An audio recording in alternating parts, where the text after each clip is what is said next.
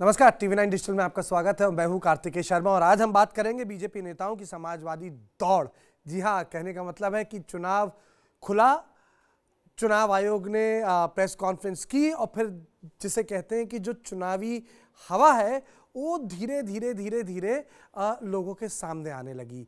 लोगों ने बिल्कुल इस बात की कल्पना नहीं की होगी कि भारतीय जनता पार्टी के कैबिनेट से कोई व्यक्ति इस्तीफा देगा और वो समाजवादी पार्टी चला जाएगा। माना जा रहा था कि कांग्रेस से चला जाएगा या कहीं कहीं और से चला जाएगा, लेकिन अब ये माना जा रहा है कि बीजेपी के और कई नेता हैं और वो जाना चाहते हैं समाजवादी पार्टी।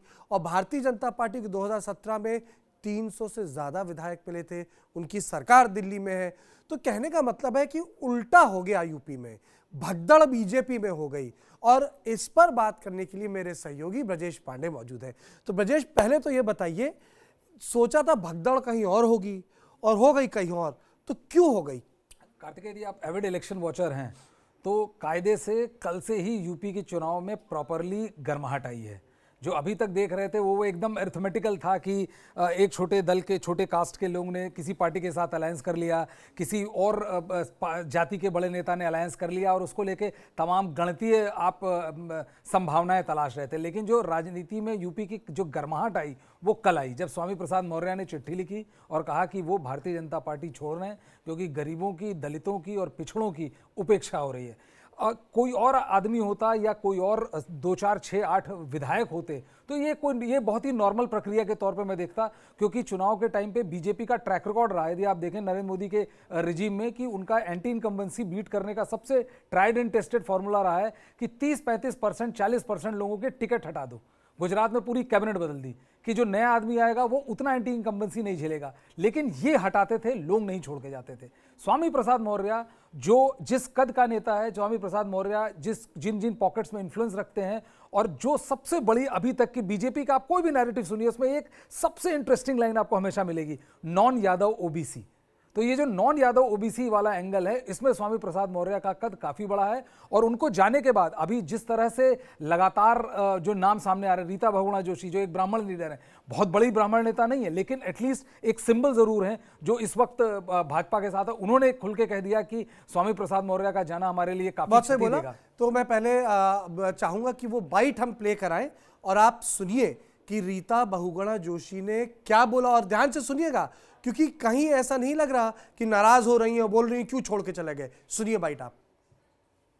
मैं उन्हें पिछले 35-40 सालों से जानती हूँ। जब मेरे पिताजी जीवित थे तब भी वो साथ थे और अच्छे ज़मीनी नेता हैं। और मुझे अफसोस हुआ कि वो चले गए। अभी भी अगर उनको रोका जा सके तो बहुत अच्छा होगा, क्योंकि अभी किसी पार्टी में गए नहीं हैं। ये तो निस्संदेह है कि उत्तर प्रदेश में ज़बरदस्त पैंट रखते हैं। पैठ अच्छी है दीदी, इसीलिए मैं कह रहा हूँ कि ज़मीनी नेता आपने बताया अच्छी पैठ रखते हैं। तो एक ज़मीनी नेता, पैठ रखने वाला जब नेता जाता है तो उसका असर तो पड़ता ही है। देखिए, ऊंचे लेवल की पॉलिटिक्स है, इसका मुझे ज़्यादा ज्ञान नहीं है। मेरे व्यक्तिगत संबंध उनसे बहुत अच्छे रहे हैं, मैं अक्सर उनसे मिलती भी रहती हूँ। और लेकिन अब किस प्रकरण में वो कैसे गए, ये तो जो ऊँचे नेता हैं, ऊपर के नेता हैं, उनको उनसे बात करके निस्तारित करना चाहिए। तो ये थी रीता बहुगुणा जोशी, एक ज़माने में कांग्रेस का बहुत बड़ा चेहरा हुआ करती थी। इनके पिताजी खुद कांग्रेस के बड़े नेता होते थे, उन्होंने कांग्रेस छोड़ी, फिर वापस आए, फिर छोड़ी, फिर चले गए। लेकिन बात मोटी यहाँ ये है कि इसको लेके भी खलबली मची है। तो ब्रजेश बताएं, ये खलबली यहीं तक है या और नाम है इसमें? कितने नाम हैं? बिल्कुल काफी नाम होंगे। आपने रीता बहुगुणा जोशी का जो पहला जो सवाल का जवाब था, आप उसी को ध्यान से सुनिए। उस 1.5 लाइन में रीता बहुगुणा जोशी ने स्वामी प्रसाद मौर्य की क्या स्थिति है, स्वामी प्रसाद मौर्य की क्या वक्त है राज्य के राजनीति में, वो बहुत क्लियर कर लिया। कहीं वो जमीनी नेता हैं और जमीन पर बहुत पैंठ रखते हैं। जब दोबारा पूछा गया कि क्या वो पार्टी के हितों को हर्ट करेंगे, तो उन्होंने डिप्लोमेटिकली कहा कि ये बड़े नेताओं की बात है और ऐसा नहीं है। देखिए, बीजेपी में 2 फाड़ है, आप इसको ऐसे समझिए, एक योगी आदित्यनाथ के फेवर में है, एक योगी आदित्यनाथ के विरोध में है। केशव प्रसाद मौर्य आपने देखा होगा पिछले कुछ समय में जब प्रधानमंत्री नरेंद्र मोदी ने एक तरह से बाढ़ लगा दी थी तमाम तरह के घोषणाओं की और परियोजनाओं की, एक्सप्रेस वे खुल रहे थे, तमाम जो सारे ईस्टर्न यूपी जा रहे थे, सबका फोकस ईस्टर्न यूपी था। उस वक्त आपने देखा होगा केशव प्रसाद मौर्य ने जिस तरह का रुख अख्तियार किया हुआ था, जो डिप्टी सीएम भी है और नॉन यादव ओबीसी से आते हैं, जिस तरह का रुख अख्तियार किया था, प्रधानमंत्री को बाकायदा उनको लाना पड़ा था, उनका हाथ उन्होंने मंच पे खड़ा किया था, मंच साझा करवाया और ये कहा कि आप दिल से लगिए और अभी बहुत चीजें बहुत फ्लूइड है। तो ये एक संदेश था कि बीजेपी में पार्टी से योगी आदित्यनाथ से लोग उतने खुश नहीं जितना होना चाहिए था। दूसरी चीज, स्वामी प्रसाद मौर्य के अलावा भी कई नेता और हैं जिनके नाम है, दारा सिंह चौहान की बात चल रही, सैनी की बात चल रही, जिसमें उन्होंने कल खंडन कर दिया था। ये कौन है दारा सिंह चौहान, सैनी, और क्यों छोड़ के जाना चाह रहे हैं? ये सारे लोग क्यों छोड़ के जाना से ज्यादा बड़ा महत्वपूर्ण सवाल कार्तिकेय ये है कि इनके छोड़कर जाने से बीजेपी पे क्या असर पड़ेगा। जो सबसे बड़ा असर पड़ेगा, बीजेपी ने जिस तरह से कास्ट कोलिशन स्टिच किया है, उस कास्ट कोलिशन स्टिच जो स्टिचिंग है उसकी पूरी स्टिचिंग उधड़ जाएगी, क्योंकि जो नॉन यादव ओबीसी जो एकदम पूरा केयरफुली कैलकुलेटेड बीजेपी का था, जिससे एक तरह से कह लीजिए जो हिंदुत्वाइजेशन का आवरण ओढ़े हुए थी और भाजपा को 300 प्लस सीटें मिली, नुकसान तो होगा, सारी लेकिन के सारे अनडूइंग हो जाएंगे। ये आप बताइए दर्शकों को, ये अब क्यों छोड़ के जाना चाह रहे हैं? क्या उनको दिख रहा है कि योगी हार रहे हैं चुनाव? क्या उनको लग रहा है कि लीकी बोट है भारतीय जनता पार्टी की? क्या इन लोगों को आपत्ति है योगी आदित्यनाथ के काम करने के तरीके से?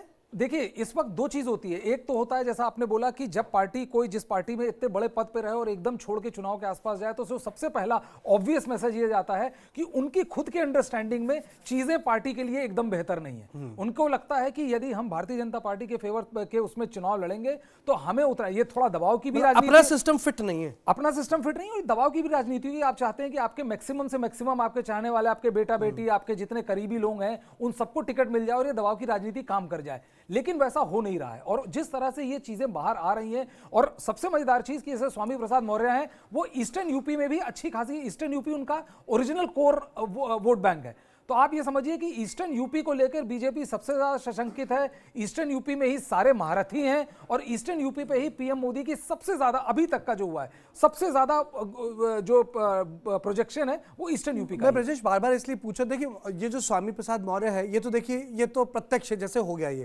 ये जो कई सारे छोटे छोटे नाम हैं जो अभी लोगों के बीच में नहीं आए हैं, मैं चाह रहा हूं कि आप उसके बारे में बोलें और समझाएं कि लोग कौन हैं और इनकी क्या इनर इश्यूज हैं जिसके कारण ये कोई, मतलब आप बीजेपी छोड़ रहे हैं, वो पार्टी जो अभी केंद्र में भी है। देखिए, केंद्र की राजनीति से इन लोगों का बहुत ज्यादा, दारा सिंह चौहान केंद्र में मंत्री रहे, उसके बाद वो गए वहां पर उत्तर प्रदेश में मंत्री रहे हैं, लेकिन केंद्र से ज्यादा इनकी राजनीति उत्तर प्रदेश की है। तो उत्तर प्रदेश की राजनीति खत्म हो जाएगी तो केंद्र में ये अपने आप अप्रासंगिक हो जाएंगे, इसको लेकर इनमें से किसी के दिमाग में कोई डाउट नहीं है। इन सबको को ये लग रहा है कि इस वक्त या तो बीजेपी में जो सीट है और जो वर्चस्व की लड़ाई है उसमें ये अपने आप को एकदम कॉर्नर्ड महसूस कर रहे हैं। और दूसरी चीज कि जिस तरह से जो समाजवादी पार्टी का आप ये देखिए मजेदार चीज कि स्वामी प्रसाद मौर्य पे ही यदि आप जाएं तो स्वामी प्रसाद मौर्य की अब तक की पूरी राजनीति एंटी समाजवादी पार्टी राजनीति रही है। इसीलिए जो ओबीसी जो करीब 35 से 37% वोट बैंक है उत्तर प्रदेश का, उसमें माना जाता है कि यादव एक तरफ है और यादव के अलावा यादव माइनस ओबीसी एक तरफ है, जिसमें स्वामी प्रसाद मौर्य आते हैं, कुशवाहा, साक्य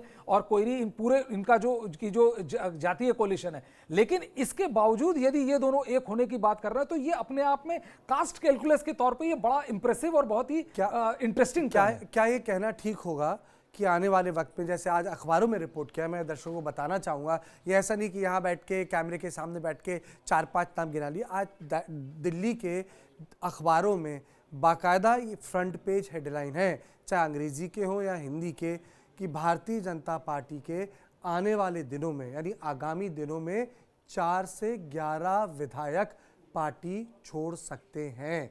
4 से 11 विधायक, कई अखबारों ने नाम दिए हैं, कुछ लोगों ने बोला है कि अभी हमने उसके बारे में बात नहीं की, वो अलग बात है लोग क्या क्या कर रहे हैं, लेकिन इस तरह की खबर छपने से माहौल ख़राब होता है।